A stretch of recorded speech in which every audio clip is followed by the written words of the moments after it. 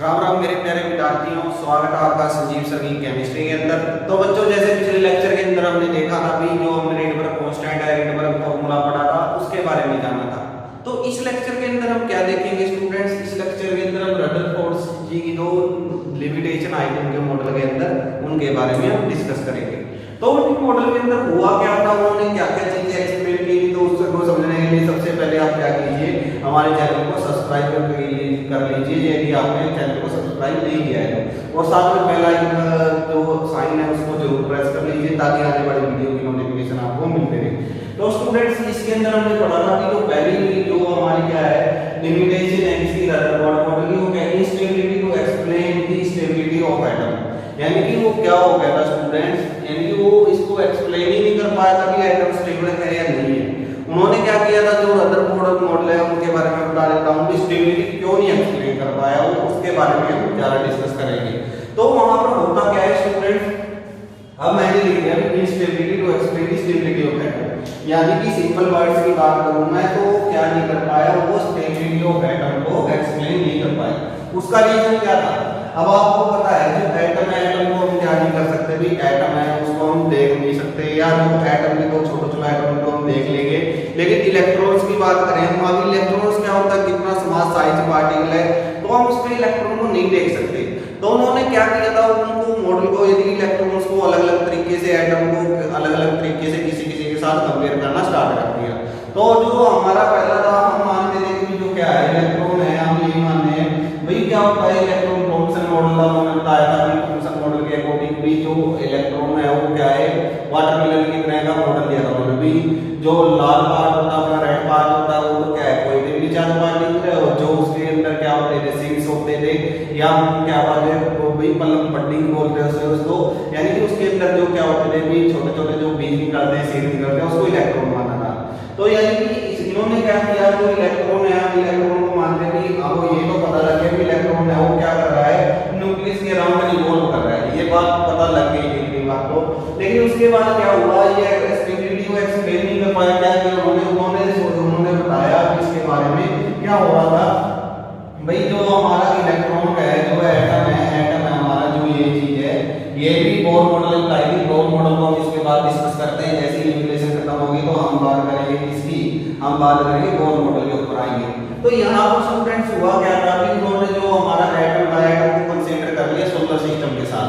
अब solar system के साथ आपको पता ही है कि जैसे हमारा सन है, अभी यहाँ पर हमारा सन है तो ये वैसे इतना छोटा नहीं है लेकिन बहुत बड़ा है, लेकिन आप समझिए ये समझने के लिए हम बता रहे हैं आप लोगों को, ये सन है और सन के अराउंड आपको पता है हमारे प्लैनेट्स है वो क्या कर रहे हैं, इलिप्टिकल पाथ के अंदर क्या कर रहे हैं, यानी अंडाकार शेप के अंदर वो क्या कर रहे हैं, इसके चारों ओर रिवॉल्व कर रहे हैं। जैसे कि मैं क्या मानूं, हमारी अर्थ की बात कर देते हैं, अर्थ बहुत छोटी है सन के सामने, तो ये बात आपको पता ही है सब कुछ। लेकिन उन्होंने क्या किया, जो हमारे रदरफोर्ड जी है वो एटम को किसके साथ कंपेयर कर दिया, सोलर सिस्टम के साथ कंपेयर कर दिया। भाई क्या कर दिया उन्होंने, जिस तरह से कोई प्लेनेट है हमारे सन के अराउंड, यानी कि जो ये हमारी अर्थ है, अर्थ क्या करती है सन के अराउंड क्या करती है, इलेक्ट्रिकल पाथ के अंदर क्या कर रही है, ट्रैवल कर रही है। तो उन्होंने माना कि सेम ऐसा ही होता है किसके अंदर, किसके अंदर एटम के अंदर। उन्होंने कहा कि जो इलेक्ट्रॉन है वो क्या करते हैं, न्यूक्लियस के चारों तरफ रिवॉल्व करते रहते हैं। जिस प्रकार प्लेनेट है हमारे वो सन के अराउंड या स्टार के अराउंड, अलग अलग प्लेनेट स्टार के अराउंड क्या करते रहते हैं, रिवॉल्व करते रहते हैं। लेकिन इसके अंदर तो एक बात होता है भाई, ये तो क्या है, ये तो काफी माइक्रोस्कोपिक पार्टिकल है। माइक्रोस्कोपिक पार्टिकल का मतलब क्या हो गया स्टूडेंट्स, माइक्रोस्कोपिक पार्टिकल से हमने पहले भी डिस्कस किया, वो माइक्रोस्कोपिक पार्टिकल ऐसे पार्टिकल्स होते हैं जिनका साइज बहुत ज्यादा समान होता है, जिन्हें हम माइक्रोस्कोप के द्वारा, विदाउट माइक्रोस्कोप के द्वारा या कई बार तो इलेक्ट्रॉन माइक्रोस्कोप के द्वारा उन्हें देखना पॉसिबल होता है, वैसे उनको नहीं देख सकते। जबकि जो ये सन है, स्टार है, ये आपको पता है कि मैक्रोस्कोपिक पार्टिकल्स है। मैक्रोस्कोपिक पार्टिकल का मतलब क्या है स्टूडेंट, यहाँ तो कहने का मतलब है मैक्रो का मतलब भी बहुत ज्यादा लार्जर है। अब कहां पर तो एक छोटा सा इलेक्ट्रॉन और कहां पर इतना बड़ा यूनिवर्स, और यूनिवर्स के अंदर हमारा किसकी बात है, हम तो सन की बात करें तो सन का तो हमें साइज का भी अंदाजा नहीं है भी कितना है। और जैसे हमारी अर्थ है, अब ये मैं खड़ा हूं तो मेरे अंदर भी बहुत सारे पार्टिकल्स है, एटम्स है, और उस एटम का यानी कि अब हमारे चारों तरफ ऑक्सीजन, ऑक्सीजन के अंदर यदि हम बात करें भी एक इलेक्ट्रॉन की तो क्या देखना पॉसिबल है। जबकि सन तो हमारा बहुत बहुत बहुत क्या है लार्जेस्ट सिस्टम है स्टूडेंट्स, उसको मैक्रोस्कोपिक माइक्रोस्कोपिक पार्टिकल आते हैं। तो इस कारण से इस लॉ को क्या कर दिया गया, फेल कर दिया गया भी ऐसा कुछ नहीं है। हाँ रिवॉल्व तो कर रहा होगा ये बात ठीक है, लेकिन जरूरी नहीं है वो सन के अराउंड, जैसे सन के अराउंड माइक्रोस्कोपिक पार्टिकल यानी माइक्रोस्कोपिक पार्टिकल रिवॉल्व कर रहे हैं तो ऐसे ही ये कर रहा होगा। उन्होंने बताया कि ये माइक्रोस्कोपिक पार्टिकल है तो जो हमारे न्यूटन ने जो लॉ दिए थे वो न्यूटन लॉ के अंदर क्या हो जाता है, न्यूटोनिक लॉ थे जो हमारे वो फेल्स हो जाते हैं, किसके ऊपर फेल्स हो जाते हैं हमारे माइक्रोस्कोपिक पार्टिकल्स के अंदर। यानी माइक्रो जो हमारा न्यूटोनिक लॉ है जो न्यूटन ने अपने नियम दिए थे वो क्या हो गए थे, वो इसके ऊपर वैलिड नहीं हो रहे थे, वो सिर्फ वैलिड होते थे इसके ऊपर माइक्रोस्कोपिक पार्टिकल के ऊपर, जबकि इसके ऊपर तो पॉसिबल ही थे। तो ये भी एक्सप्लेन कर पा रहे थे, इस तरह से हम कैसे कह सकते हैं भाई एटम हमारा क्या हो, स्टेबल हो। तो जो हमारे न्यूटन लॉ ऑफ मोशन थे वो do not apply on the microscopic particle, तो इसके ऊपर अप्लाई नहीं हो सकते थे। इसी कारण से इस मॉडल को क्या कर दिया गया था, खारिज कर दिया गया था, यानी कि इसको डिस्कार्ड कर दिया गया। लेकिन एक रीजन होता है इसका। अब दूसरा रीजन क्या था स्टूडेंट्स, पहले इसके बारे में समझिए कि उन्होंने क्या कर दिया था, इस लॉ को इंडिविजुअल बोर्ड ने क्या किया, कंपेयर किया उसको सोलर सिस्टम से। भाई आपको इतना तो पता ही है, ज्यादा जो मैं कहता भी सिर्फ आपको अभी तक कुछ नहीं समझ में आया तो एक बात जरूर समझ में आई होगी, भाई ये बहुत ज्यादा छोटे हैं, इनको हम नहीं देख सकते, यानी इनको हम नेकेड आई से नहीं देख सकते। आप क्या ऑक्सीजन का एटम देख सकते हो, आप नहीं देख सकते। हवा एयर है, हमारे एयर के अंदर नाइट्रोजन भी है, कार्बन डाइऑक्साइड भी है, तो भी हम नहीं देख पा रहे।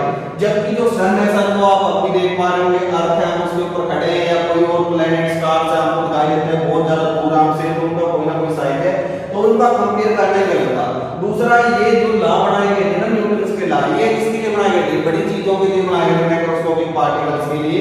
जैसे हमारा हाइजेनबर्ग अनसर्टेनिटी प्रिंसिपल आगे जाके हम एक्सप्लेन करेंगे, उनके अंदर भी यही चीजें के बारे में हम डिस्कस करते हैं। तो यहाँ पर भी देखिए कि क्या था, वो न्यूटन का लॉ जो मोशन के न्यूटन लॉ ऑफ मोशन थे हमारे, काफी लॉ पढ़े होंगे आपने छोटी क्लासेस के अंदर भी थोड़ा सा डिस्कस किया होगा उनको। तो उन लॉ के बारे में यहाँ पे फिजिक्स में दोबारा डिस्कस करेंगे। तो वो लॉ इसके ऊपर अप्लाई ही नहीं हो पा रहे थे स्टूडेंट्स, इसके ऊपर वैलिड नहीं हो पा रहे थे, तो ये इसकी कमी आ गई। फिर उसका दूसरा एक और जो हमारी जो मेन थिंग्स आई वो किसकी थी, वो थी हमारी स्टूडेंट्स भी स्टेबिलिटी हो, यानी कि इलेक्ट्रोमैग्नेटिक वेव की बात करूंगा मैं। और इलेक्ट्रोमैग्नेटिक वेव के अंदर हुआ क्या था, अक्सर वो चीज हम यहाँ पर आपको बताएंगे भी। जो इलेक्ट्रोमैग्नेटिक थ्योरी थी उसने क्या बताया था भाई, उसने बताया था कि हमारा क्या है इलेक्ट्रोमैग्नेटिक वेव। हम ये मान के चलते हैं स्टूडेंट्स की इलेक्ट्रोमैग्नेटिक वेव ने क्या बताया था, यदि कोई चार्ज बॉडी है, यदि चार्ज बॉडी है तो क्या करेगी, लगातार क्या करती रहेगी, इलेक्ट्रॉन रहेगी, किसी भी रिवॉल्व कर रहा है किसी भी फील्ड के अंदर फोर्स है हमारी, कोई ना कोई फोर्स एग्जिस्ट करेगी न्यूक्लियस के साथ, यानी कि वो यदि इसके अराउंड न्यूक्लियस के अराउंड को रिवॉल्व कर रहा है, ठीक है। अब जब वो इलेक्ट्रॉन के अराउंड न्यूक्लियस के अराउंड इलेक्ट्रॉन रिवॉल्व कर रहे हैं और जो चार्ज पार्टिकल है, तो इलेक्ट्रोमैग्नेटिक वेव थ्योरी क्या कहती है, electromagnetic wave theory. Electromagnetic wave theory आप लोगों को क्या बताएगी, वो बताएगी कि यदि कोई चार्ज पार्टिकल, यानी कि चार्ज पार्टिकल क्या है हमारा, इलेक्ट्रॉन क्या है, चार्ज पार्टिकल, तो कोई चार्ज पार्टिकल है हमारा, यदि वो क्या कर रहा है, किसी न्यूक्लियस के अराउंड रिवॉल्व कर रहा है, तो कंटीन्यूअसली अपनी एनर्जी को क्या करेगा, लूज करेगा। अब इसको मैं किससे रिलेट करना चाहूंगी, जैसे हम क्या होते हैं सवेरे उठते हैं और उठने के बाद हम जैसे खाना खाने के बाद हम यहाँ बात करेंगे, हम जैसे स्कूल में जाते हैं, तो अभी तो नहीं जा रहे, लेकिन फिर भी जब भी हम जाते हैं तो स्कूल के अंदर जब जाते हैं तो हम पहली जो हमारी क्लास होती है, फर्स्ट लेक्चर होता है, उसके अंदर हम काफी एक्साइटेड होते हैं, एनर्जेटिक होते हैं। लेकिन जैसे जैसे हम क्या होता है, टाइम बीतता जाता है, तो लास्ट लेवल तक हमारी एनर्जी बिल्कुल खत्म हो जाती है, जैसे कि हमारे अंदर कोई जान ही नहीं बची, ऐसे हो जाते हैं बच्चे। तो ऐसा कारण क्या है स्टूडेंट्स, तो वही बात कह रहे हैं कि जो शुरू के अंदर कोई एनर्जी होगी वो लगातार क्या कर रहे हैं, जैसे रिवॉल्व कर रहे हैं इलेक्ट्रॉन, अब इलेक्ट्रॉन रिवॉल्व कर रहे हैं, तो यहाँ पर क्या होगा स्टूडेंट्स, भाई धीरे धीरे वो क्या करेंगे, एनर्जी को लूज करते जाएंगे, यानी कि जो क्या होगा, एनर्जी का लॉस होगा। अब एनर्जी का लॉस है तो इसका मतलब क्या होगा, ध्यान देने वाली बात है। अब वो कह रहे हैं कि हम सुबह वाली एनर्जी बहुत ज्यादा थी, बाद में हमारी कम होती है, लेकिन हम चार्ज पार्टिकल तो नहीं है, वैसे आप मान भी नहीं चलो, हमने कोई है कोल्ड ड्रिंक पी लिया, कोई पी लिया, तो हमारे अंदर एनर्जी आ जाती है, जैसे ग्लूकोज डी पी लिया तो एनर्जी आ गई। अब आपको पता है कि जैसे हम बर्फ हार्ड करेंगे तो क्या हो जाते हैं, एनर्जी घटती जाती है। अब वो कह रहे हैं कि जैसे हम घूम भी रहे हैं, फिर रहे हैं, भाग रहे हैं, तो भी हमारी एनर्जी कम हो जाती है। तो वही ये बात कह रहे हैं, इलेक्ट्रोमैग्नेटिक वेव थ्योरी कहती है यदि कोई चार्ज पार्टिकल है वो क्या कर रहा है, रिवॉल्व कर रहा है न्यूक्लियस के अराउंड, तो क्या करेगा, कंटीन्यूअसली एनर्जी को लूज करेगा।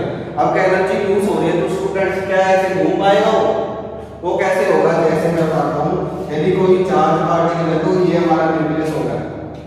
अब वो यहाँ पर घूम रहा था इलेक्ट्रॉन, तो यहाँ पर क्या होगा, इलेक्ट्रॉन ने यहाँ रिवॉल्व करना स्टार्ट किया स्टूडेंट्स, वो तो क्या होगा, वो रिवॉल्व करता रहेगा इसके अराउंड, रिवॉल्व करेगा करेगा करेगा, तो अल्टीमेटली वो अब क्या कर रहा है, वो एनर्जी को लूज कर रहा है। अब एनर्जी को लूज करके इलेक्ट्रॉन यानी कि ये पार्टिकल्स यहाँ पर क्या कर रहा है, मूव कर रहा है, और स्पाइरल बनाते हुए क्या हो जाएगा, न्यूक्लियस से टकरा जाएगा, और न्यूक्लियस से टकरा गया तो क्या हो जाएगा स्टूडेंट्स, क्या होगा, क्या हो जाएगा, एटम ही हमारा खत्म हो जाएगा। एटम ही खत्म हो गया तो हम पढ़ेंगे किसको, स्टडी किसको करेंगे, और यदि एटम खत्म हो जाता तो हम एग्जिस्ट क्यों कर रहे हैं, ऐसा क्यों है। तो ये इसका मतलब उनकी सबसे बड़ी कमी यही थी कि वो एक्सप्लेन ही नहीं कर पाए स्टेबिलिटी ऑफ एटम को। वो कह रहे थे कि यदि इलेक्ट्रोमैग्नेटिक वेव, पहले तो उन्होंने किसके साथ रिलेट किया, पहले तो उन्होंने रिलेट किया सोलर सिस्टम के साथ। अब सोलर सिस्टम के साथ रिलेट करने के बाद हमें पता लगा कि वो चीजें क्या थी, माइक्रोस्कोपिक पार्टिकल थी। हम जब स्टडी कर रहे हैं वो माइक्रोस्कोपिक पार्टिकल है। फिर हमने बात की भी इलेक्ट्रोमैग्नेटिक वेव तो कहते थे जब कोई चार्ज पार्टिकल क्या करता है, किसी न्यूक्लियस के अराउंड पॉजिटिवली चार्ज पार्टिकल के अराउंड मान लीजिए उसकी कोई ना कोई फोर्स ऑफ अट्रैक्शन होगी इसके साथ, तो वो क्या करेगा, और रिवॉल्व करता करता करता करता एक टाइम ऐसा आ जाएगा कि वो क्या कर जाएगा, स्ट्राइक कर जाएगा किसके साथ, एटम के साथ। और यदि एटम के साथ स्ट्राइक कर जाए तो क्या हो जाएगा, एटम हमारा खत्म हो जाएगा, और एटम खत्म हो गया तो स्टडी क्या करेंगे, तो इसका मतलब क्या हो गया, ये हमारी बात बिल्कुल झूठी थी। इसको आगे एक्सप्लेन करेंगे, बहुत मॉडल आएंगे, बहुत सारे मॉडल आएंगे। तो हमने स्टार्टिंग की लगभग, और ये चैप्टर बच्चों जितना ज्यादा आप इंटरेस्टिंग तरीके से पढ़ोगे, जितना अच्छे तरीके से पढ़ोगे तो उतना ही आप लोगों के लिए बेटर रहेगा, क्योंकि समझने वाली चीजें और समझ में आएंगी स्टूडेंट्स। यदि आप अपना एफर्ट लगा रहे हो तो बिल्कुल आसान से आएगी। और ये चैप्टर ऐसा है, आप नीट का एग्जाम दीजिए, कोई भी कंपटीशन हायर लेवल पे भी चले जाइए तो भी आपको ये चैप्टर ऐसा चैप्टर है जहां पर आपको कुछ ना कुछ जरूर मिलता है। 2 नंबर का, 5 मार्क्स का, 10 मार्क्स का, कहीं ना कहीं जितना लेवल का, जितना आपका एग्जाम वो इतने ही यहाँ से क्वेश्चन मिलते हैं, क्योंकि यही हमारा मेन बेस है। जो +1 +2 का जो मेन 2 लेसन है हमारे, वो पहले 2 ही हैं, क्योंकि मेन बेस केमिस्ट्री का यही तैयार करते हैं। और यदि इनमें आपकी कमी रह जाती है तो आप कहीं ना कहीं लैग बिहाइंड कर रहे हैं दूसरे से। तो स्टूडेंट्स इसको अच्छे तरीके से समझिए, बुक्स पढ़िए, अलग-अलग बुक्स पढ़िए, हमारी वीडियो देखिए, तो आप लोगों को पता लगेगा भी इतना ज्यादा हार्ड भी नहीं है इसको पढ़ने के लिए। तो ये चीज भी भाई इसके अंदर आपने ये इनस्टेबिलिटी एक्सप्लेन कर दी, तो इस तरह से ये एक्सप्लेन नहीं कर पाता मॉडल, क्या वो एक्सप्लेन नहीं कर पाता स्टेबिलिटी ऑफ एटम को। फिर दूसरी जो हमारी मेन क्या थी लिमिटेशन थी, वो लाइन स्पेक्ट्रा को भी एक्सप्लेन नहीं कर पाया। जो हमने पीछे वाला अभी हमने दिया था लाइन स्पेक्ट्रा को, वो भी ये एक्सप्लेन नहीं कर पाया। लेकिन जो पहली लिमिटेशन थी वो काफी इंपॉर्टेंट थी हमारी, इसलिए आप लोगों को समझा दिया भाई। वो क्या हो जाता, स्पाइरल होकर उसके साथ टकरा जाता, और टकरा जाता तो क्या हो जाता, एटम खत्म हो जाता। तो दूसरी हमारी stability to explain the line spectra, क्या instability to explain line spectra, explain line spectra, तो लाइन स्पेक्ट्रा को एक्सप्लेन नहीं कर पाया। तो हमने भी पहले ही बात करते थे line spectra of the elements, किसी एलिमेंट का क्या नहीं कर पाया, लाइन स्पेक्ट्रा को एक्सप्लेन नहीं कर पाया स्टूडेंट्स, ये भी उनकी लिमिटेशन थी। तो इसके बारे में उन्होंने कुछ नहीं बता पाए, ठीक है। यानी उन्होंने ये नहीं बता पाया कि इलेक्ट्रॉन है वो या कोई भी एलिमेंट्स है वो लाइन स्पेक्ट्रा ही क्यों बनाता है और कुछ क्यों नहीं बनाया उन्होंने, तो इस बारे में वो एक्सप्लेन नहीं कर पाए। और दूसरा भी एनर्जी और इलेक्ट्रॉन के डिस्ट्रीब्यूशन के बारे में नहीं बता पाया। यानी थर्ड हमारा पॉइंट है इंस्टेबिलिटी, इसकी इंस्टेबिलिटी यानी वो स्टेबिलिटी को एक्सप्लेन नहीं कर पाया। इसका to describe distribution of, describe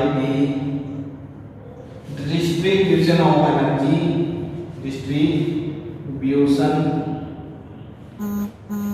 of electron and, जिसको नहीं एक्सप्लेन कर पाया, एक तो एनर्जी और इलेक्ट्रॉन्स और एनर्जी लेवल ऑफ इलेक्ट्रॉन्स को एक्सप्लेन नहीं कर पा रहा है, distribution of electrons and energy of electrons and energy of electrons, यानी कि इस चीज को भी वो एक्सप्लेन कर पाया भी कितने ऑर्बिटल के अंदर कितने इलेक्ट्रॉन आएंगे, कैसे इनकी फिलिंग होगी, इनकी एनर्जी क्या रहेगी। अब एनर्जी का पता होता तो वो पिछला जो लिमिटेशन हमने फर्स्ट पढ़ी है क्यों टकराता है वो न्यूक्लियस के साथ? तो और यदि टकराता नहीं है तो क्या होता होगा, ये क्वेश्चन आपके मन में नहीं आ रहा है भाई? आपने कह दिया कि जो एनर्जी है वो कंटिन्यूअसली क्या कर रहा है, इलेक्ट्रॉन यानी कि जो भी होगा चार्ज पार्टिकल होगा वो कंटिन्यूअसली अपनी एनर्जी लूज कर रहा है, तो लूज कर रहा है तो उसको तो टकराएगा ही। आपको पता है कि हमारी एनर्जी जब हम है हमारी एनर्जी भी कम होती है, तो इसका मतलब कहीं ना कहीं इलेक्ट्रॉन की भी तो कम हो रही होगी, दिमाग में तो जाता होगा। लेकिन फिर ये भी तो सोचोगे वो माइक्रोस्कोपिक पार्टिकल है, मैक्रोस्कोपिक पार्टिकल है, ये बिल्डिंग ब्लॉक्स है हमारे, सारे के सारे बिल्डिंग ब्लॉक्स है हमारे, जितने भी ये यूनिवर्स है उसका बिल्डिंग ब्लॉक क्या है, इलेक्ट्रॉन प्रोटॉन न्यूट्रॉन ही है और क्या है। तो ये सारी चीज भी इसकी बात भी हमें कुछ ना कुछ सच लग रही है कि टकरा नहीं सकता, लेकिन टकराता तो हम नहीं होते और हम है तो इसका मतलब ये काम नहीं हो रहा होगा, तो ये काम नहीं हो रहा होगा, तो ये कौन एक्सप्लेन करेगा? ये एक्सप्लेन करेगा थोड़ा सा बोर इसके बारे में। तो बोर मॉडल की शुरुआत करते हैं स्टूडेंट्स। क्या होता है बोर मॉडल? तो उसके अंदर भी काफी आपने 9th क्लास के बारे 9th क्लास के अंदर आपने पढ़ा होगा थोड़ा सा बोर मॉडल के बारे में, तो काफी इंटरेस्टिंग थिंग्स होती है इसके अंदर भी। और आज अब आपने जो 9th क्लास के अंदर कुछ लाइनें पढ़ी थी वो लाइनें तो वही हैं, लेकिन उसके साथ हमारे कुछ फॉर्मूले आ जाते हैं और उन फॉर्मूलों को आप धीरे धीरे करके याद कर लेंगे स्टूडेंट्स, क्योंकि लेक्चर भी हमारा काफी दिनों बाद है, तो ये चीज आप लोग देखेंगे। तो अब शुरुआत करते हैं Bohr model for hydrogen atom. Bohr's model for hydrogen atom, यानी हाइड्रोजन एटम के बोर मॉडल की एक्सप्लेनेशन देंगे हम। अब वो हाइड्रोजन के केस में कर रहे हैं, वैसे तो सिमिलर होगा, लेकिन हाइड्रोजन के लिए इसीलिए स्पेसिफिक कर रहे हैं क्योंकि कुछ वैल्यू हमें लेनी होगी, वो वैल्यू हम किसकी लेके चलेंगे, वो हम हाइड्रोजन की ही लेके चलते हैं स्टूडेंट्स। तो सबसे पहला पॉइंट ये आता है कि जो एटम है वो हेवीली चार्ज पार्टिकल है और उसके अराउंड यानी कि उन्होंने क्या बताया कि जो न्यूक्लियस है वो क्या है बच्चों, वो पॉजिटिवली चार्ज पार्टिकल है। इतना आपको पता ही है कि इसके अंदर प्रोटॉन और न्यूट्रॉन आपको पता है, पहले तो नहीं पता चलो उनको अलग बात थी, लेकिन आप लोगों को इसके अंदर पता है प्रोटॉन न्यूट्रॉन है। तो इसके अंदर अराउंड क्या होते हैं, सेल्स होती है स्टूडेंट्स, ऐसे स्फेरिकल शेप की। थोड़ा सा मेरा स्पीड अच्छा नहीं पड़ रहा स्टूडेंट्स, सर्कल अच्छा नहीं पड़ा तो आप लोग अपना बना लेंगे, या आप क्या कर सकते हैं प्रकार के साथ कंपास के साथ उसको अच्छे तरीके से बना सकते हैं। तो उन्होंने बताया था कि जो क्या है, जो हमारा न्यूक्लियस है वो पॉजिटिवली चार्ज पार्टिकल है और वहाँ पार्टिकल है और जहाँ पर इलेक्ट्रॉन क्या करते हैं, सर्कुलर पाथ के अंदर क्या करते रहते हैं, घूमते रहते हैं, इसके अराउंड रिवॉल्व करते रहते हैं। आप वो बात भी एक्सप्लेन करेंगे भी इसके साथ टकराता क्यों नहीं है, धीरे धीरे कुछ कुछ बातों का आपको पता लगने लग जाएगा। जैसे लास्ट के चैप्टर के एंटी दबाव ये भी बताएंगे कि दोनों के दोनों इलेक्ट्रॉन की स्पिन एक नहीं होती, एक की एंटी क्लॉकवाइज होती है दूसरी क्लॉकवाइज होती है। ऐसा क्यों होता है, सारे क्वेश्चन के आंसर आपको धीरे धीरे मिलेंगे। और ये चैप्टर का लास्ट का टॉपिक रहेगा वो भी काफी इंटरेस्टिंग है, जो आप इलेक्ट्रॉनिक कॉन्फ़िगरेशन के बारे में पूछते हैं ना, अभी क्या होती है, कैसे लिखनी आती है, 1s2 2s2 2p 3s क्या है, तो वो सारी चीजें आप लोगों को धीरे धीरे यानी कि आप टाइम के साथ हमारे साथ पढ़ेंगे तो आपको सब चीजें धीरे धीरे आसान लगने लगेंगी, आप सब कुछ सीख जाएंगे। तो इन्होंने पहली बात के अंदर ही फर्स्ट पोस्टुलेटिव का यही था भाई जो न्यूक्लियस है वो हमारा कैसा होता है, न्यूक्लियस हमारा पॉजिटिवली चार्ज पार्टिकल है और जिसके अराउंड हम क्या करते हैं, रिवॉल्व करते हैं, क्या रिवॉल्व इलेक्ट्रॉन्स, जिसके अराउंड इलेक्ट्रॉन क्या करते रहते हैं, रिवॉल्व करते रहते हैं। तो स्टूडेंट सेकंड पॉइंट के अंदर बात करें तो सेकंड पॉइंट भी क्या है, इसके अंदर वो क्या कहता है, अब हमने इसके बारे में पहला पॉइंट का उसने बता दिया कि न्यूक्लियस क्या है, पॉजिटिवली चार्ज पार्टिकल है, इलेक्ट्रॉन उसके चारों तरफ रिवॉल्व करेंगे। लेकिन सेकंड पॉइंट में काफी ये थ्योरेटिकल कांसेप्ट है, थ्योरेटिकल कांसेप्ट क्या है वो चीज बता दूंगा भी। जो ये यहां पर दिए गए जो न्यूक्लियस के अराउंड जो एनर्जी लेवल्स हैं वो क्या है, पार्टिकुलर एनर्जी लेवल्स दिए हुए हैं, यानी कि पार्टिकुलर की डेफिनेट अमाउंट ऑफ एनर्जी होती है जिस एनर्जी के अराउंड क्या करते हैं, इलेक्ट्रॉन रिवॉल्व करते रहते हैं। क्या कह रहा हूं स्टूडेंट्स, यानी कि उन्होंने थ्योरेटिकली वैल्यू का जो कांसेप्ट दिया उन्होंने क्या किया कि न्यूक्लियस के अराउंड क्या होते हैं, सर्टेन ऑर्बिट्स होते हैं, जिन ऑर्बिट्स के अंदर क्या करता रहता है, इलेक्ट्रॉन रिवॉल्व करता रहता है। ऑर्बिट की डेफिनेशन क्या होती है कि जिस पाथ के अंदर इलेक्ट्रॉन रिवॉल्व करते हैं न्यूक्लियस के अराउंड उसको हम क्या बोलते हैं, ऑर्बिट बोलते हैं। तो उन्होंने बताया कि अलग अलग क्या प्रकार की क्या होती है, इसके अंदर सर्कुलर पाथ होते हैं, उस सर्कुलर पाथ के अंदर क्या होता है, इलेक्ट्रॉन जिनकी डेफिनेट अमाउंट ऑफ एनर्जी होती है, इन एनर्जी सेल्स की उसके अराउंड रिवॉल्व करते रहते हैं, तो इसलिए हम इनको स्टेशनरी पाथ कहते हैं। यानी कि जो हमारा पुराना कंसेप्ट लोग कहते हैं एनर्जी लूज करेगा, लेकिन जो ये होते हैं ना, ये हमारी सेल्स हैं, वो सेल क्या होती है, डेफिनेट्स होती हैं। वो डेफिनेट होने के कारण इलेक्ट्रॉन के चारों तरफ रिवॉल्व करते रहते हैं। तो इनको हम क्या कहते हैं, इसका मतलब ये है कि यहाँ पर इलेक्ट्रॉन स्टेशनरी है। इलेक्ट्रॉन स्टेशनरी नहीं है, इलेक्ट्रॉन तो वही रिवॉल्व करते रहेंगे, लेकिन जो ये पाथ है, पाथ हमने क्या दिया, स्टेशनरी दिया है।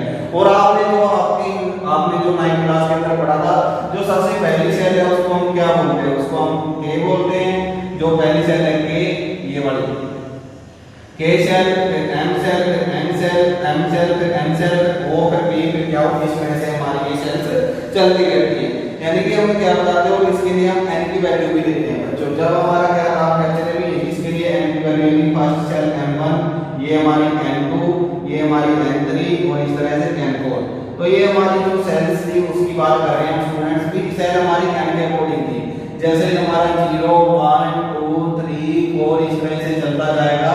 उसी तरह से हमारी जो सेल्स के नेम हमने दे रखे हैं k l m, यानी कि 0 के स्कोप में 0 नहीं होता स्टूडेंट, सॉरी 1 होता है, यहाँ से 1 से स्टार्ट करते हैं। तो n की वैल्यू जो हमारी 1 से स्टार्ट होती है, तो पहली वैल्यू हमारी k, दूसरी l, तीसरी m, चौथी n, पांचवी o, छठी p। इस तरह से हमारे एनर्जी के लेवल्स, अलग अलग एनर्जी के लेवल्स होते हैं, और वो एनर्जी लेवल इस तरह से दिए जाते हैं, यानी कि सेल्स के अंदर इस तरह लिखा जाता है। अब जो इनकी एनर्जी का हमने क्या किया, अब हम क्या टॉपिक का नाम हमारा क्या था, बोर्स मॉडल और हाइड्रोजन एटम। एटम की हाइड्रोजन एटम की बात कर रहा था ना मैं, तो यहाँ पर क्या ले लेता हूँ, एनर्जी निकाली। जैसे मैंने तो नहीं निकाली, बहुत ही जो एनर्जी निकाली, उस एनर्जी की बात कर रहा है, वो एनर्जी का फॉर्मूला क्या है। अब इसी के जो पॉइंट्स है, सेकंड पॉइंट है जो हमारा, वो सेकंड पॉइंट में बहुत सारे पॉइंट्स है जहाँ पर हम स्टडी करते हैं कि क्या है। जैसे ये एनर्जी सेल्स आप पढ़ रहे हैं, जो इनकी एनर्जी दी हुई है, तो उसका फॉर्मूला होता है En। En is equal to होता है हमारा, आप लोगों को याद रखना है, -2 pi square, 2 pi square e, और e की पावर कितनी होती है स्टूडेंट्स, e की पावर होती है 4 into में m, बाय में क्या होता है n स्क्वायर s स्क्वायर। अब पता हमें ये नहीं मतलब कि ये कहां से आया, फॉर्मूला कैसे आया, हमें ये समझना है। हमारे लिए इंपॉर्टेंट है भी उन्होंने क्या निकाल दिया, कैसे ना कैसे करके ये फॉर्मूला निकाला, और उस फॉर्मूले के रिस्पेक्ट में उन्होंने क्या किए, एनर्जी के टेबल्स दिए। तो जो हमारा हाइड्रोजन लाइक एटम है, वैसे इस फॉर्मूले के अंदर जैसे ही मैं थोड़ा सा 2000 मिनट के बाद या 10 मिनट के बाद यहाँ पर जेड स्क्वायर आ जाता है, वो किस लिए आएगा, वो हमारा आता है एटॉमिक नंबर के लिए, यानी नंबर ऑफ प्रोटॉन्स की बात करते हैं वहां पर। लेकिन यहाँ पर हम हाइड्रोजन लाइक एटम की बात कर रहे हैं। मैं बताऊंगा यहाँ पर जेड क्यों नहीं आया, क्योंकि जेड की वैल्यू 1 रख दी, और 1 का स्क्वायर क्या होगा स्टूडेंट, 1 का स्क्वायर तो 1 ही हो जाता है, इसलिए इसकी वैल्यू 1, और 1 की मल्टीप्लाई इसके साथ करोगे तो भी क्या हो जाता है, ये आ जाता है। लेकिन अब हर एक एनर्जी सेल्स के लिए उन्होंने क्या दे दिया, इनकी हाइड्रोजन एटम की जो हर एक एनर्जी सेल है उनके लिए क्या दे दिया, उसकी वैल्यू दे दी, एनर्जी तो ये। अब आपको पता है इसमें से ज्यादातर चीजें तो कांस्टेंट है, और वेरिएबल सिर्फ एक ही चीज बची, जैसे हम बात करें पाई है। अब पाई का आप सभी को पता है, तो आप 3.14 ले लेंगे या फिर 22.7 ले लेंगे। E क्या होता है, 4 2 इलेक्ट्रॉन है, और 4 2 इलेक्ट्रॉन आपको पता है 1.6 kilometre average power minus coulomb, यानी 4 2 इलेक्ट्रॉन। और फिर m की बात करूं तो m को आप लोगों को पता ही है, वो क्या है, मास ऑफ इलेक्ट्रॉन। तो सारी चीजें आप लोगों को पता रहती है, वो चीजें आप बना रहे हैं। h क्या है हमारा, h हमारा प्लैंक कांस्टेंट है, तो प्लैंक कांस्टेंट की वैल्यू आप रख लेंगे। और यहाँ पर रह गया है हमारा सिर्फ n स्क्वायर, और n के लिए क्या है, तो ये कुछ भी नहीं है, ये तो है n की वैल्यू 1 2 3, यानी सेल नंबर का, ये सेल कौन सी सेल के अंदर आप लेके जा रहे हो, उस सेल का 1 2 3 अकॉर्डिंग जिसके लिए एनर्जी आप कैलकुलेट करना चाहते हो, वो एनर्जी आप आसानी से कैलकुलेट कर सकते हो। तो इन्होंने अलग अलग वैल्यू के लिए, यानी जो वैल्यू पुट की गई है जूल और एटम के अंदर, इलेक्ट्रॉन वोल्ट के अंदर, एनर्जी की जो डिफरेंट वैल्यूज दे रखी है, उसके बारे में बताता हूं मैं। फिर पहले लेवल की एनर्जी किस तरह निकाली थी, लेकिन इस सभी को अब आप लोगों को ये चीज मैं बता दूं, ये फॉर्मूला आ गया, इतना तो आपको बता दिया, फॉर्मूला हमने लिख दिया है, नीचे दिया है मतलब नहीं, लेकिन हमने फॉर्मूला लिख दिया। अब इस फॉर्मूले को लिखने के बाद आपको पता है इसकी वैल्यू फिक्स है, ठीक, इसकी भी वैल्यू फिक्स है, इसकी वैल्यू फिक्स है, इसकी वैल्यू फिक्स है, और ये तो फिक्स है ही है। तो हमने सारे को कैलकुलेट करके क्या कर दिया, इसको कैलकुलेट करके हमने लिख दिया भाई कितना, 21.8 इनटू में कितना दे रखा है, 28 इनटू में 10 रेज़ पावर -90 बाय में n का स्क्वायर, और एनर्जी इसके अंदर दे रखी है पर एटम के अंदर, यानी जूल पर एटम के अंदर ये एनर्जी हमने निकाल ली।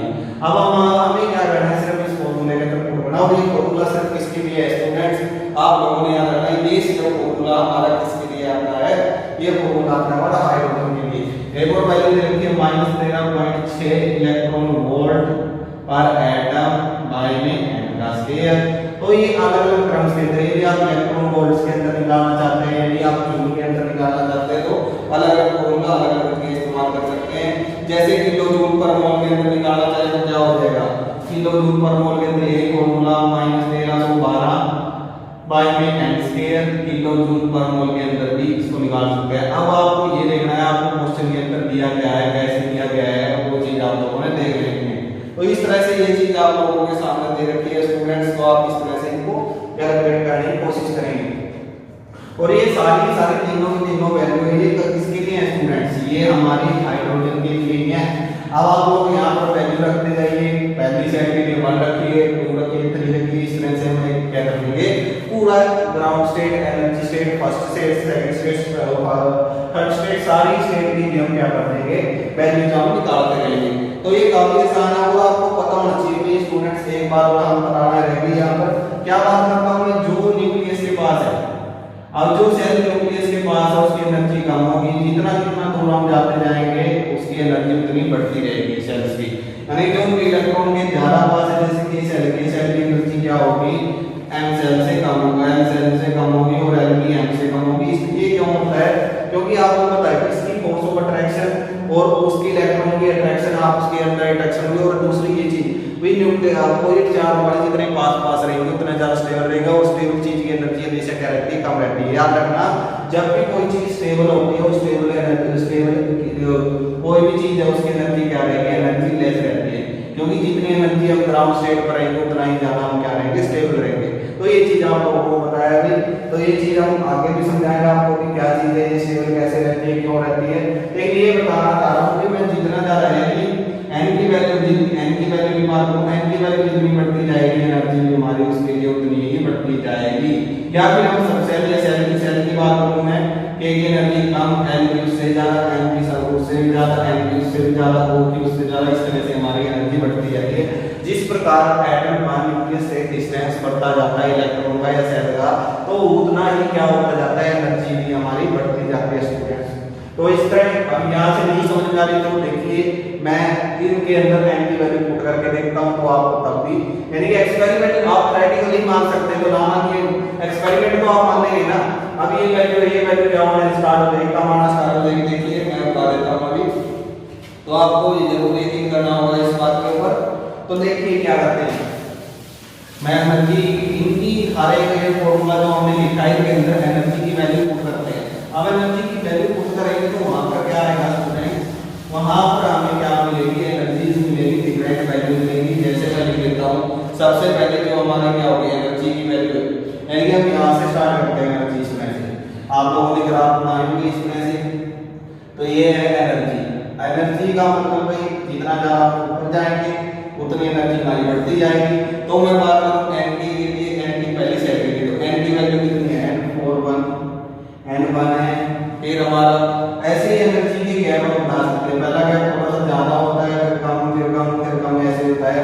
यहाँ पर n की वैल्यू 2 होगी, फिर थोड़ा सा इनसे डिफरेंस थोड़ा सा कम लेना है हमें, फिर 3 होगी, फिर इन दोनों से डिफरेंस थोड़ा सा और कम लेंगे, फिर 4 हो जाएगी, फिर थोड़ा सा और कम लेते जाएंगे। इस तरह से क्या होता है, लास्ट में जाके सेल्स क्या हो जाते हैं, जो हमारे स्पेसिस बिल्कुल कम हो जाते हैं, वो हमें दिखना बंद हो जाते हैं, वो बात की बात है। लेकिन ये जैसे जैसे हम ऊपर जाएंगे इनकी एनर्जी क्या होती जाती है, बढ़ती जाती है। कैसे, मैं एनर्जी की वैल्यू लिखता हूँ, पहली वैल्यू हमारी कितनी, -1312 किलोजूल पर मोल, यानी यहाँ पर कितनी है, -1312 किलोजूल पर मोल। अब आपके दिमाग में क्वेश्चन नहीं आया होगा स्टूडेंट्स, भैया एनर्जी माइनस क्यों आ रही है, ये माइनस क्यों आ रही है, इसका रीजन जानने के लिए आपको नेक्स्ट लेक्चर में चलना पड़ेगा। तो नेक्स्ट लेक्चर के अंदर इसके बारे में डिस्कस करेंगे, लेकिन उससे पहले हम इसके बारे में बात करें। तो सेकंड सेल हमारी कितनी होगी, -328 होगी। अब यहाँ पर ये चीज बताइए मुझे भी, यहाँ पर वैल्यू बढ़ी है या घटी है। आपको पता होगा माइनस के अंदर जितना ज्यादा नंबर बड़ा होता है उतना ही ज्यादा उसकी छोटी वैल्यू होती है। तो जैसे वैल्यू क्या हो गया, इसकी वैल्यू छोटी होती है, इसका मतलब ये वैल्यू बड़ी यहाँ लग रही है, पॉजिटिव की तरफ बढ़ रही है। पहले 1300 इतनी थी, अब देखिए कितना एनर्जी आ चुका है। फिर मैं बात करता हूँ कि थर्ड एनर्जी हमारी 1.58 किलो जूल पर मोल, तो ये एनर्जी थोड़ी सी और बढ़ गई। फिर हम थोड़ा सा और ऊपर जाते हैं तो वो एनर्जी कितनी आएगी, -82 किलो जूल पर मोल आ जाती है। फिर थोड़ा सा ऊपर की तरफ बढ़ने की स्टार्ट करते हैं तो एनर्जी कितनी आ जाती है स्टूडेंट्स, वो आती है 52 किलो जूल पर मोल। तो इस तरह से हमारा क्या होगा, ये एनर्जी का आपको पता लग जाएगा, हमने डिफरेंट फॉर्मूला यूज किए। तो आप लोगों को यहाँ से पता लगता है भी इस सेल की एनर्जी कम है, फिर ज्यादा ज्यादा ज्यादा ज्यादा ज्यादा ज्यादा वो ऐसे चलती जाएगी। और आपको पता चाहिए भी इसको हम कैसे क्या बोलते हैं, ग्राउंड स्टेट, ये एक्साइज स्टेट नंबर 1 2 3 इस तरह से आती जाती है। अब ये भी चीज बताएंगे कि इस तरह से क्या होता है, आपको पता होगा ये एनर्जी दी जाती है वो सारी की सारी फॉर्म्स के अंदर स्टडी करते हैं। तो जो मैंने एनर्जी का फॉर्मूला दिया था वो किसके लिए था स्टूडेंट, वो एनर्जी का फॉर्मूला जो हमने पीछे लिखा था ये वाला ही 1312 बाई में x² किलो जूल पर मोल, यदि ये हमारा सिर्फ हाइड्रोजन के लिए। लेकिन मैं कहती हूं कि अब जिसके अंदर यानी हम एक इलेक्ट्रॉन वाले सिस्टम की बात कर रहे हैं, ये बात तो आपको पता ही है कि एक इलेक्ट्रॉन हाइड्रोजन के अंदर कितने इलेक्ट्रॉन है, एटॉमिक नंबर आपको पता है, मास नंबर पता है, एटॉमिक नंबर है, मास नंबर इसका एटॉमिक मास नंबर कितना है, एटॉमिक नंबर भी हमारा कितना है, उसका 1 है, यानी कि एक इलेक्ट्रॉन है इसके अंदर, एक इलेक्ट्रॉन है। तो लेकिन हम बात करेंगे जैसे हाइड्रोजन लाइक एटम की, मैं बात करूं हीलियम, अब हीलियम का एटॉमिक नंबर 2 है, नंबर ऑफ इलेक्ट्रॉन कितने हैं, 2 है, इलेक्ट्रॉन की बात कर रहा हूं, इलेक्ट्रॉन 2 है, लेकिन मैं इसके ऊपर क्या करता हूं, एक चार्ज लगा दूं प्लस वाला, इसका मतलब क्या है, उसने एक इलेक्ट्रॉन लूज कर दिया तो इसकी एनर्जी भी कैसे आनी चाहिए, s के जैसे आनी चाहिए, लेकिन नहीं, जो इसका एटॉमिक नंबर हमने बताया था भी इलेक्ट्रॉन लूज किया जाए, एटॉमिक नंबर के अंदर हमने साफ साफ कहा था भी इलेक्ट्रॉन को लूज किए जाते हैं, और वहां पर एटॉमिक नंबर की डेफिनेशन के अंदर पढ़ा नंबर ऑफ प्रोटॉन, या फिर हमने क्या पढ़ा, number of electron in a neutral atom.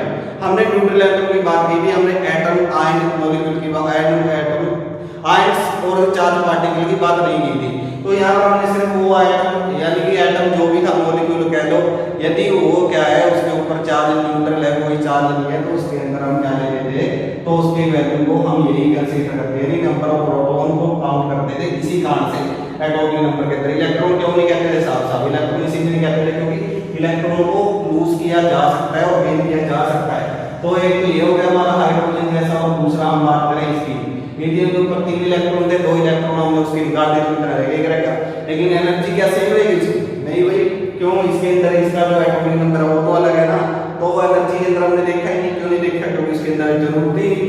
लेकिन इसके अंदर मैं एनर्जी निकाल देता हूं, आपको क्या फॉर्मूला था हमारा, तो रहेगा हमारा En, क्या फॉर्मूला हमारा, -2 पाई स्क्वायर E की पावर कितनी 4 इनटू में m बाय में n स्क्वायर h स्क्वायर, शायद यही था फॉर्मूला हमारा स्टूडेंट्स, तो यही था। उसके बाद हमने यहाँ पर क्या कहा, हमने पहले निकाले 1312 और यहाँ पर निकाली थी किलो जूल पर मोल, ये चीज हमने निकाली थी, और बाय में क्या था n स्क्वायर था। अब इसके अंदर क्या चेंज हुआ है स्टूडेंट, थोड़ा सा ये बता देते हैं, इसके अंदर कुछ चेंज नहीं हुआ, जो हमारा ये आना स्टार्ट हुआ, ये क्या है, ये z है बच्चों, z का मतलब एटॉमिक नंबर, और एटॉमिक नंबर को यहाँ पर भी आना पड़ेगा, तो z यहाँ पर z का स्क्वायर हो, z का स्क्वायर फॉर्मूले के अंदर ऐड करना है, तो उसकी एनर्जी लेवल इसके अकॉर्डिंग निकाले जाएंगे। तो उम्मीद करता हूँ कि ये चीज आप लोगों को समझ में आई होगी। और ये z क्या होता है, एटॉमिक नंबर है किसका, हीलियम का कितना होता है, हीलियम का आपको पता है z 2, और ये लिथियम का कितना होगा 3 होगा, और z इसका कितना 1 था, इसलिए हमने पिछले फॉर्मूले के अंदर z लिखना जरूरी नहीं समझा था, लेकिन वो समझना अब जरूरी था। फिर अभी हमारा जो एनर्जी है, यदि हम क्या मान रहे हैं, यदि ये हमारा न्यूक्लियस है, न्यूक्लियस के नाम पर इन्वॉल्व कर रहे हैं स्टेशनरी पाथ के अंदर, स्टेशनरी पाथ मतलब सेल्स के अंदर, और इनको स्टेशनरी मान रहे हैं, तो इसका मतलब कि डेफिनेट रेडियस भी होगी, ये बात तो ठीक है ना। अभी यहाँ पर मैं मान रहा हूँ कि मैंने यहाँ पे पिछले पॉइंट के अंदर क्या कहा, मैंने कहा कि इनके अंदर भाई इनके अंदर क्या था कि क्या होते हैं एनर्जी का पार्टिकुलर एनर्जी के क्या होते हैं सेल्स होते हैं जो न्यूक्लियस के अराउंड रिवॉल्व करते हैं, जिनके अंदर इलेक्ट्रॉन रिवॉल्व करते रहते हैं, मतलब इनकी कोई ना कोई डेफिनेट एनर्जी है। अब मतलब कि ये यहाँ पर सिचुएटेड है, मतलब यहाँ पर ऐसे ही खड़े हैं, तो इसका मतलब यहाँ से न्यूक्लियस तक का कोई ना कोई डिस्टेंस होगा, तो उसको हम किसकी फॉर्म के अंदर निकाल देते हैं, रेडियस की फॉर्म के अंदर निकाल देते हैं। उस रेडियस का फॉर्मूला क्या आता है हमारा, उसका फॉर्मूला आता है हमारा जो r है इक्वल टू, यानी पॉइंट है हमारे, क्या कह रहे हैं हम भाई, द रेडियस ऑफ स्टेशनरी के दो हाइड्रोजन एटम, रेडियस निकाले हाइड्रोजन एटम की स्टेशनरी पेज के अंदर, वो क्या होता है ए नॉट इनटू में n का स्केयर। अब ये a नॉट क्या होता है, इसकी वैल्यू फिक्स होती है बच्चों, ये भी आगे जाकर आपको पता लगेगा रेडियस नोट के अंदर, यानी शेप्स जब आप पढ़ते हैं वहां पर वैल्यू इसकी निकल के आती है, वो होता है 0.529 एंगस्ट्रॉम। एंगस्ट्रॉम के अंदर वैल्यू होती है। अब पिकोमीटर की बात करें तो कितना हो जाएगा, पिकोमीटर 52.9 पिकोमीटर। अब आपको पता है ये कितना होता है, एक एंगस्ट्रॉम हमारा बराबर था यूनिट के अंदर हमने पढ़ा था 10 मीटर के बराबर था, जबकि पिकोमीटर की बात करें तो वो कितने के बराबर, 10⁻12 मीटर के बराबर था। तो ये चीज आपने वहां पर पढ़ी थी स्टूडेंट्स, तो ये चीज थी।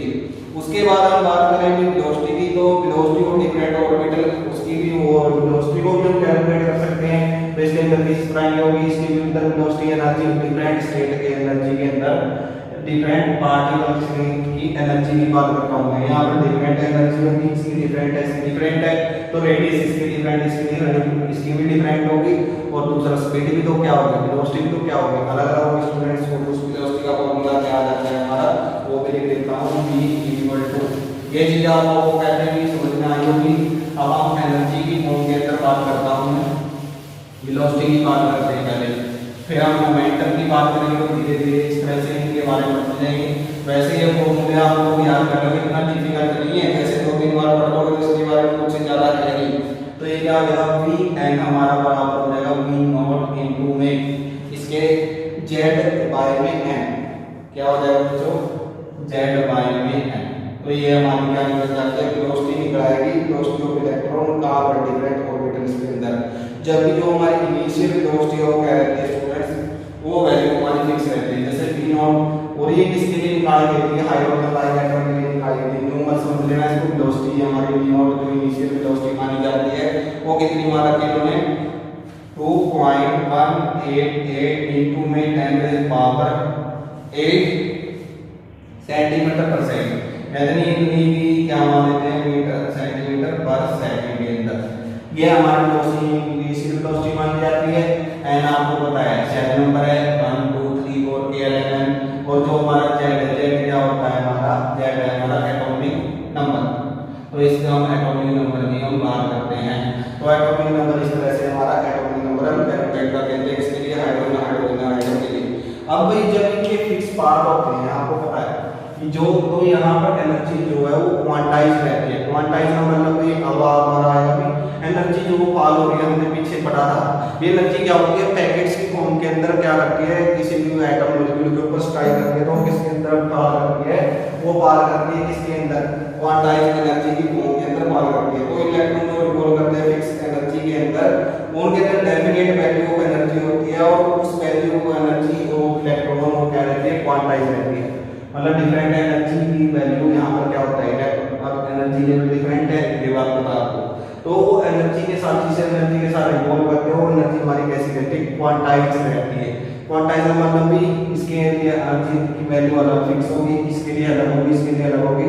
तो एनर्जी क्या रहती है, क्वांटाइज रहती है। ऐसे जो मोमेंटम की बात करते हैं, मोमेंटम क्या होता है स्टूडेंट, नेक्स्ट पॉइंट हमारा एंगुलर मोमेंटम, उसकी भी डिस्क्रीट वैल्यू होती है, मतलब हर एक के लिए जो क्वांटा ऑफ एनर्जी वो फिक्स रहता है, और वो एक स्पेसिफिक रेंज के अंदर ही वैरी करते हैं। कैसे वैरी करते हैं, मतलब वो चीज देखते हैं हम।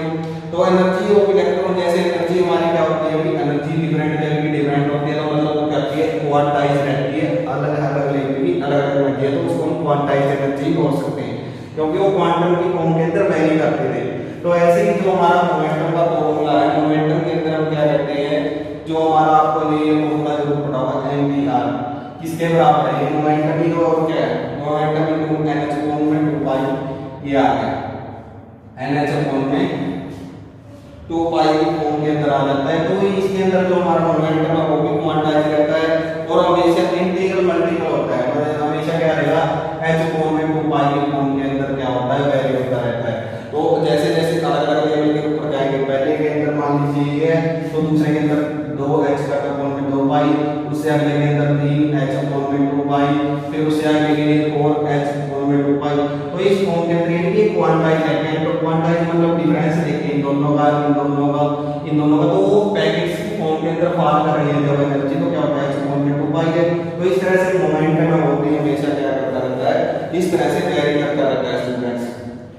फिर अभी जो हमारी क्या होती है ये चीज है, जो हमने एंगुलर मोमेंटम के बारे में पढ़ा, तो मोमेंटम क्या रहती है ऑफ इलेक्ट्रॉन हमेशा क्या रहता है, जो मोमेंटम है एंगुलर मोमेंटम हमेशा क्या रहता है, ये हमारा नेक्स्ट पॉइंट है। तो एंगुलर मोमेंटम हमेशा क्वांटाइज रहता है। तो एंगुलर मोमेंटम की बात कर रहा था मैं, जो एंगुलर मोमेंटम है वो हमेशा क्वांटाइज रहेगा।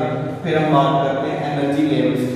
तो जो सबसे पहला एनर्जी लेवल्स होता है उसको हम क्या बोलते हैं, ग्राउंड स्टेट, यानी जिसकी एनर्जी सबसे लोअर होती है या नॉर्मल एनर्जी का जो लेवल है, सबसे पहला जो लेवल है उसको हम क्या बोलते हैं, ग्राउंड स्टेट बोलते हैं। उसके बाद फिर हमारे क्या हो जाते हैं, एक्साइटेड स्टेट आनी स्टार्ट हो जाती है। अब हम देखेंगे जो एनर्जी की, जैसे इसको एनर्जी मिल जाती है, अब आप कहेंगे आप स्टडी करके आप इसको डिफरेंट डिफरेंट टाइप की एनर्जी यानी कि एक्साइटेड स्टेट के बारे में बता देता हूं आपको भी किस तरह से एनर्जी एक्सचेंज होती है। क्या इलेक्ट्रॉन एक सेल से दूसरे सेल के अंदर जा सकता है, क्या आपने ये दिमाग में आएगा? अब क्वेश्चन ये है, मैं आप लोगों से ये पूछना चाहता हूं और उसका आंसर अभी साथ में मिल जाएगा। भाई ये इसके क्या है, सेल्स हैं, हाइड्रोजन के मान लीजिए, हाइड्रोजन लाइक एटम्स के मान लीजिए आप। तो ये मान लीजिए सेल है, ये n की वैल्यू 1, फिर 2, फिर 3, फिर 4, ये चीज है सारी की सारी, ठीक। ओके, तो यहाँ पर मैं कहता हूँ कि यहाँ पर इलेक्ट्रॉन है, मान लीजिए हाइड्रोजन, तो यहाँ पर इलेक्ट्रॉन है। तो यदि इसको क्या मिल रही है, हम क्या करते हैं, इसको एनर्जी प्रोवाइड कर रही है, सनलाइट में फॉर्म में, टेम्परेचर की फॉर्म में, या कोई रिएक्शन कुछ भी हो, यहाँ पर इसको एनर्जी मिल गई। तो क्या होता है, h मिल गया, मतलब यानी फोटोन मिल गया। तो क्या होगा स्टूडेंट, इसकी एनर्जी बढ़ेगी या नहीं बढ़ेगी? तो एनर्जी बढ़ेगी तो क्या करेगा, अब एनर्जी बढ़ेगी तो इसके अंदर तो ये रह नहीं सकता। अभी यहाँ पर मान लीजिए उसकी एनर्जी दी, यहाँ पर स्टेट के अंदर जो एनर्जी की बात करूँ, यहाँ पर उसकी एनर्जी, अब वो एनर्जी उसको यानी कि पहले n से की बात करें, फिर क्या होगा, फिर इस तरह से कम होती जाएगी। वो तो आप लोगों को पता ही है, n की वैल्यू 2, n की वैल्यू 3, n की वैल्यू 4। अब यहाँ पर इलेक्ट्रॉन था स्टूडेंट्स, वो इलेक्ट्रॉन को एनर्जी मिल गई, तो एनर्जी मिल गई तो क्या करेगा, वो एनर्जी मिल गई तो वो अगले सेल के अंदर जाएगा, तो वो क्या चला गया, दूसरे सेल के अंदर इलेक्ट्रॉन चला गया। अब एनर्जी मिलेगी तो जाएगा भी, सिंपल सी बात है, वो एनर्जी का ऊपर चला गया। लेकिन जो ये इलेक्ट्रॉन्स है स्टूडेंट्स, ये आप लोगों ने हमेशा ध्यान रखना है भी जैसे उसको एनर्जी मिलती है तो एनर्जी लेने के बाद फिर दोबारा से क्या कर देता है, उस एनर्जी को लूज करता है। मतलब आपको एक बार एनर्जी दे दी गई, एनर्जी दे दी गई मतलब आपने एनर्जी ड्रिंक पिया और आप फिर दोबारा चकेने लगे, तो क्या होता है, फिर आप उस एनर्जी को लूज कर दोगे। तो वो एनर्जी लूज हो जाती है, मतलब वो क्या होती है, रेडिएशन की फॉर्म में दोबारा फिर वो एनर्जी बाहर आती है। चाहे तो इसकी मान लेते हैं एनर्जी, यानी कि यहाँ पर मान लेते हैं E1 एनर्जी थी और इसकी एनर्जी E2 थी। अब वो कुछ ही स्टेट के, कुछ ही देर के लिए, यानी कि इंस्टेंट ऑफ टाइम, कुछ ही माइक्रोसेकंड के लिए बाहर ऊपर जाएगा और फिर वापस आ जाएगा। तो उस एनर्जी का चेंज निकाल लेते हैं, कितनी एनर्जी उसने ली, तो E2 माइनस E1 करते हैं। तो E2 माइनस E1 करते हैं तो हमें जो चेंज इन एनर्जी आएगा उस एनर्जी की वैल्यू हमें पता लग जाएगी। और कई बार ये एनर्जी जो हमारी h की फॉर्म में आपको पता है जो की फॉर्म में आती है, तो कई बार एनर्जी विजिबल रीजन के अंदर पार कर जाती है। तो इस काम कहते हैं भी उस कंपाउंड ने, उस एटम ने, उस मॉलिक्यूल ने क्या कर दिया, वो पार्टिकुलर टाइप का कलर शो किया। तो क्यों होता है कि जब उसका इलेक्ट्रॉन चला जाता है, चले जाने के बाद वापस आता है, वापस आने के बाद एनर्जी लूज करता है, वो एनर्जी विजिबल रीजन के अंदर पार कर जाती है, तो कैसा आ जाता है, उसका कलर शो हो जाता है। तो ये चीज की एनर्जी, तो स्टूडेंट्स क्या होते हैं कि एनर्जी का के अंदर, एनर्जी का लेन देन के अंदर चला रहता है, वो हमेशा किसके अंदर, क्वांटा के अंदर, क्वांटम के अंदर या फोटॉन्स के अंदर वो हमेशा ये चला रहता है। जो फोटॉन की आपने लिया एक्साइटेड स्टेट से, और ये भी हो सकता है कि कोई इलेक्ट्रॉन यानी कि स्टेट के अंदर है वो, यानी कि यहाँ पर बात कर रहे हैं, यहाँ पर है वो अपनी एनर्जी लूज करके इसके अंदर आ सकता है, और ये लगातार चलता ही रहता है। अंदर एनर्जी का गेन और लूज ये हमेशा इनके अंदर चलता रहता है, और ये लेवल हमेशा फिक्स होते हैं। कई बार ये एनर्जी फ्रीक्वेंसी की फॉर्म में आती है, रेडिएशन की फॉर्म में आती है, तो ये चेंज चलता रहता है। तो आप बस सिंगल इनकी यानी कि दूसरी पार्ट के अंदर बात करें तो जो change in electron energy level है वो क्या करते रहते हैं, हमेशा इलेक्ट्रॉन जब एनर्जी मिलती है तो इलेक्ट्रॉन जंप कर जाते हैं, और कई बार एनर्जी लूज हो तो वो वापस भी आ जाते हैं अपनी ग्राउंड स्टेट के अंदर। तो ये था हमारा भी बोर मॉडल के बारे में। थोड़ा सा आप अपनी बुक्स के बुक को खोलिए, उनके अंदर पढ़िए, तो आप लोगों को बहुत सारी जानकारी वहाँ पर भी मिलेगी। और इससे बाद लगता है, मुझे नहीं लगता कि आपको मिलेगा भी, फिर भी आप पढ़ लेना है, क्योंकि इसके अलावा भी बहुत सारे हैं। अभी ये तो हमारा छोटे लेवल का बोर मॉडल है, इसके बारे में तो बहुत सारी बातें होंगी, बहुत सारे फॉर्मूले होंगे, तो सभी के सभी आप डिस्कस कर सकते हैं। तो स्टूडेंट्स, लेकिन हमारा काम जिस लेवल का था उतना लेवल हमने आप लोगों को पढ़ा दिया। तो बस अब आपका काम है, आप जैसे ही आप इस पे नोट्स बनाइए, वीडियो को देखिए, फिर पढ़िए, फिर नहीं समझ आ रहा फिर देखिए। तो लगभग आपको, यदि आप इस टाइम अभी यदि आप हार्ड वर्क करते हैं तो आपको 5-7 साल बाद अब इतना ज़्यादा हार्ड वर्क करने की जरूरत नहीं पड़ेगी। लेकिन यदि आप हार्ड वर्क नहीं कर रहे तो 2-4 साल के बाद आपको फिर ज़्यादा हार्ड वर्क करना पड़ेगा। तो स्टूडेंट्स, ये था हमारा topic negative energy, negative zone theory. उसकी बात हम नेक्स्ट लेक्चर में करेंगे। तो बच्चों, ना रहेंगे आपके मन में किसी प्रकार की कोई मिस्ट्री, क्योंकि आपके संजीव सर आप लोगों को पढ़ा रहे हैं केमिस्ट्री। तो मिलते हैं स्टूडेंट्स नेक्स्ट लेक्चर के अंदर। यदि आपने चैनल को सब्सक्राइब नहीं किया तो चैनल को सब्सक्राइब करें।